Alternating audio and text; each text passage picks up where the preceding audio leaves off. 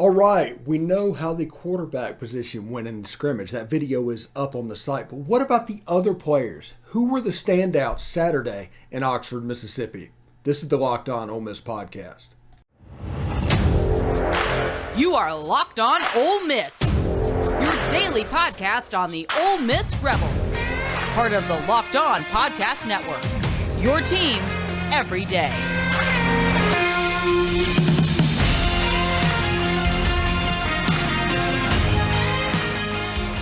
All right, welcome to this extra edition of the Locked On Ole Miss podcast, the post-scrimmage edition of the Locked On Ole Miss podcast. And anyway, thanks for making the Locked On Ole Miss podcast your first listen every day. We're free and available wherever you get your podcast.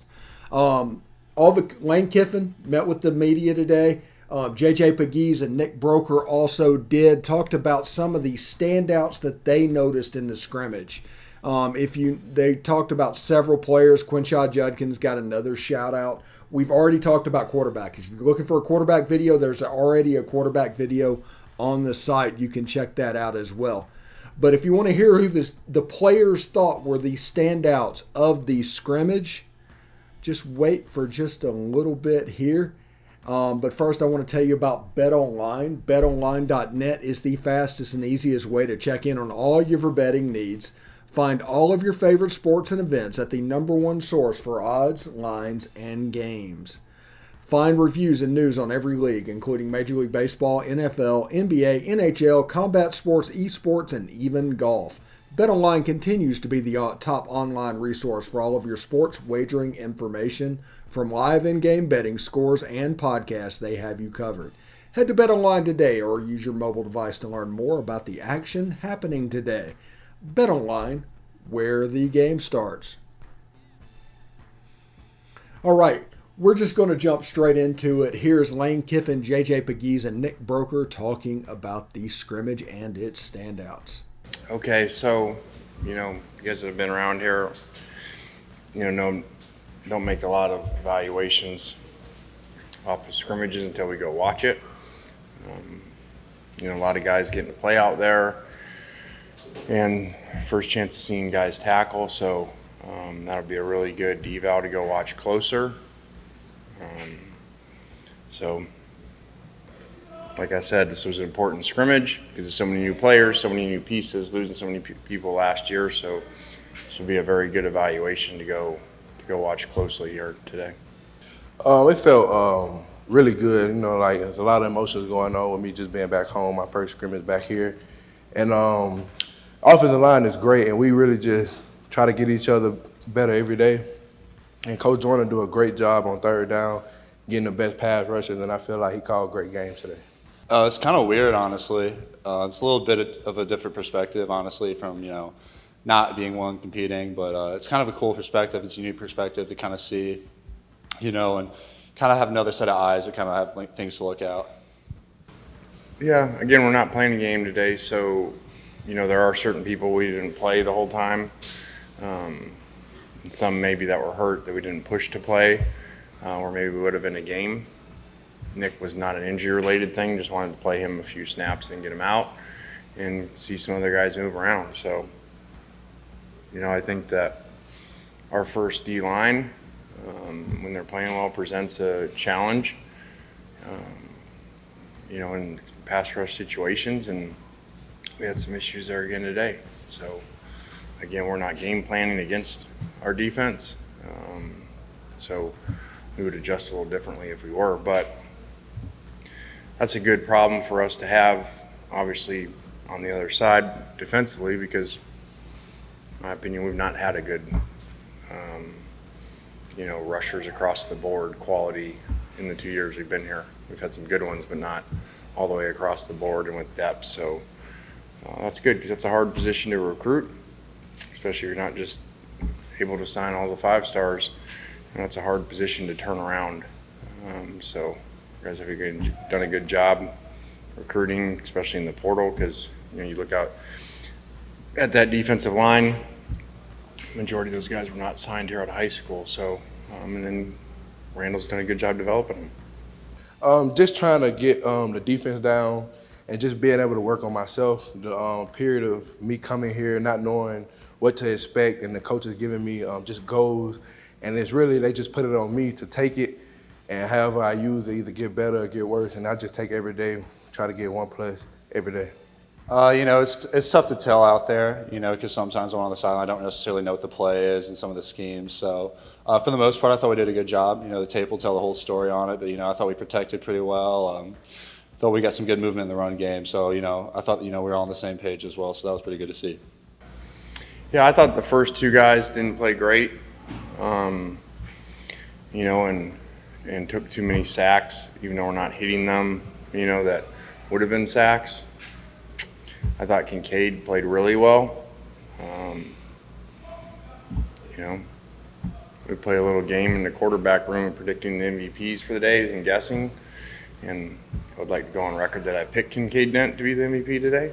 And so that may have had something to do with the play calling down there to get him some extra touchdown passes to win that bet. But he did a good job, made a lot of plays.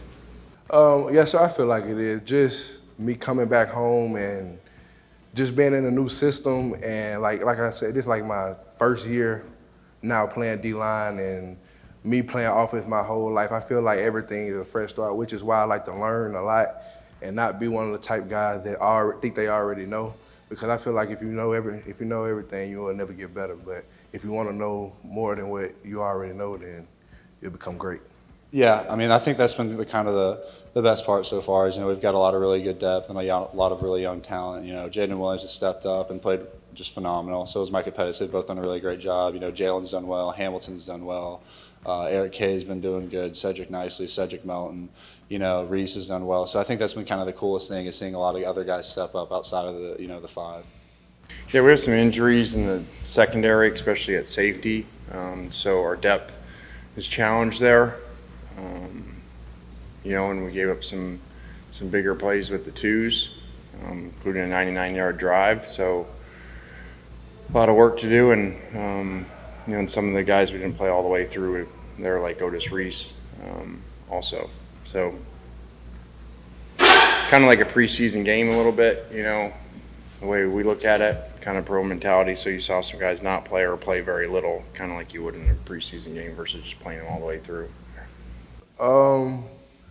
I'd just say not too high, but at a point where I know being on offense, and just when I hear the O-line talk, and it's familiar to me because I played tight end, just hearing them, which gives me a advantage. I feel like just when they say a L word or R word, they going left or right, and just them and Coach Joyner really just bringing me in the extra means and just making me walk through everything and see things and just trying to teach me different ways. Yeah, I think some of it was trash talking, honestly. And then there's a couple times, if guys are in white jerseys and they get hit, I think just for anybody, that's kind of a big pet peeve. And that's kind of been one of my biggest pet peeves is, some of the things like that at practice. So JJ has stood out the entire camp. He did a good job in spring, but he's really improved, and in my opinion, he's got a chance to be a really big-time, D tackle in this league that's had a million of them and better than any conference. So he's got a chance to do that. And, sometimes it's better second time around. So we lost him the first time and got him back now. Yeah, Q has really performed really well for a freshman especially. As you can see, physically he looks mature out there, not like a freshman, and so he's got a chance to be really special, and it was good to see him in a game-like situation perform like that. So he's got a chance to be really good. Yeah, I don't mean to sound just same line on the guys you guys are asking, but you hit 3 in a row that have had great camps, and JJ has really done a great job in taking it to another level. So I like that because it's an example of a guy that stays, doesn't play as much as they like, and doesn't, just go to the next, take his ball and go home. He stayed and worked through some challenges and outperformed really well. Well, that'd be a whole season's worth of kicks the way we do it. So, You guys have heard the story. He beat us at FAU on a long one. He's kicked really well, really smooth. Sometimes you get good kickers, but maybe right down the middle and way over here, he's been really smooth and accurate. So that's been awesome. Yeah, I don't know a whole lot about him. I think he was down at the frat house, like at a keg party or something, where they got him from. So we got some conditioning work to do with my guy, but we just said, hey, someone go find a punter around campus, and so we found one that actually used to punt in Division I. So you never know. Yeah, really special talent. Cool story. I think he was a 2-star player or something like that, and has looked awesome. And usually these guys are kind of worn down and usually not very functional at this point as true freshmen at this point in camp. And so to see him physically and mentally still going is awesome, and he's got a chance to be really good.